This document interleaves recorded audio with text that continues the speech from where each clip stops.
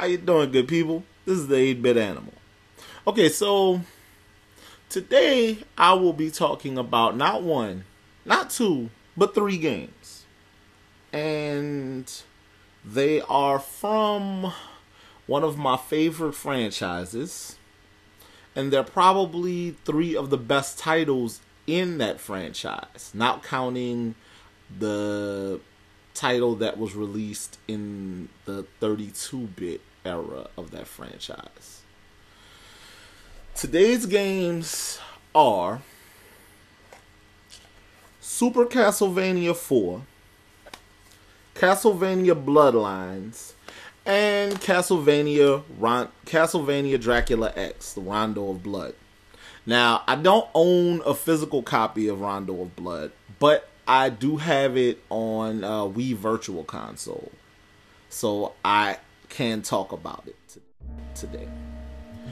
Okay, so Super Castlevania 4 was cool because it basically took the first Castlevania game, which in itself was a classic platformer, and just basically it was the equivalent of an HD redraw. That game, the sound was incredible. The music in Super Castlevania 4 is probably some of the best music in the 16-bit era, bar none. And that's saying a lot, considering that title came out in the early stages of the Super NES.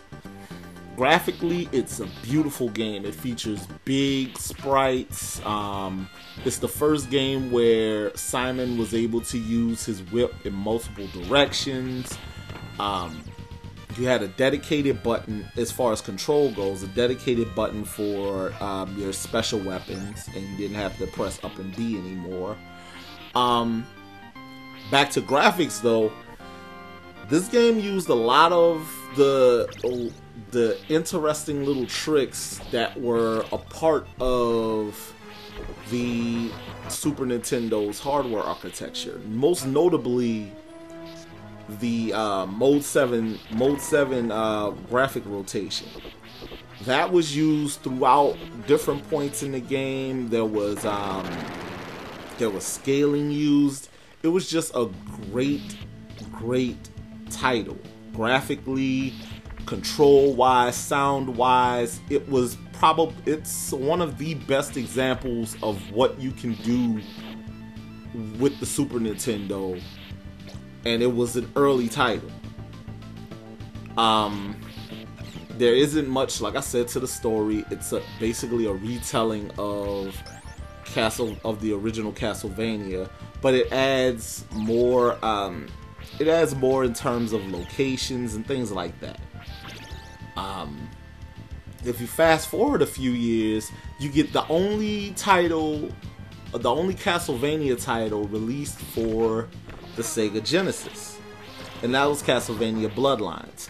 Bloodlines was incredibly bloody, actually, for a title that had a GA rating from Sega's in-house rating board.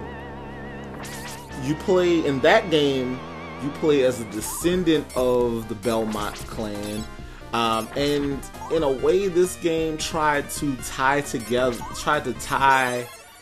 Castlevania story arc to Bram Stoker's Dracula, and it kind of didn't work, but it did help for future Castlevania games, because you play as John Morris, who in this story was the son of Quincy Morris,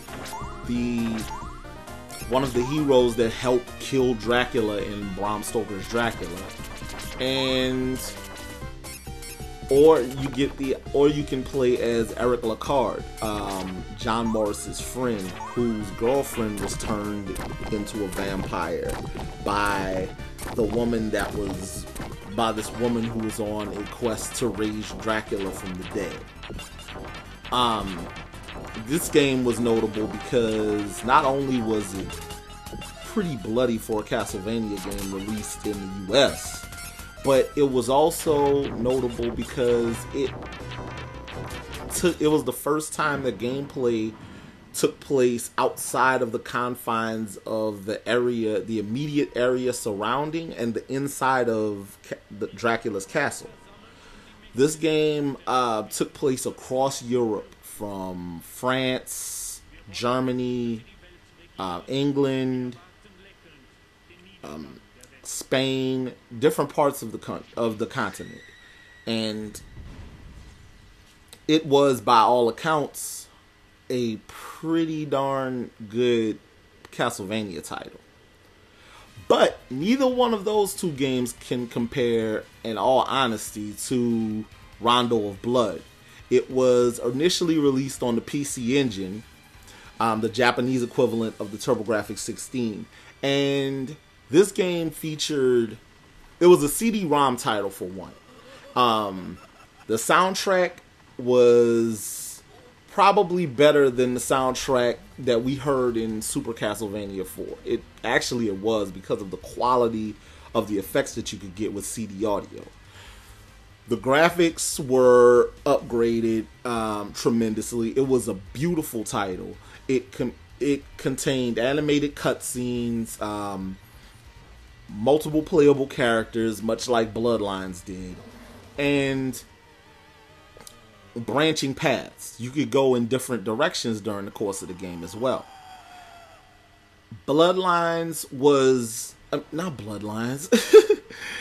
I have Bloodlines on the brain. It's a great title. But Rondo of Blood was ported initially to the Super NES as Dracula X. And by all accounts, a lot of gamers didn't like it because it was such a watered down port of what was received on the PC Engine earlier that year.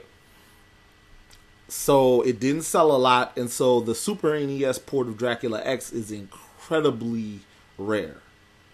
But Rondo of Blood, it's been ported to not only the Wii Virtual Console, which is where I've played it, but it's also a part of the Dracula X Chronicles on the PlayStation Portable. If you can find a copy of it, you should definitely pick it up and check it out, because it's an excellent game.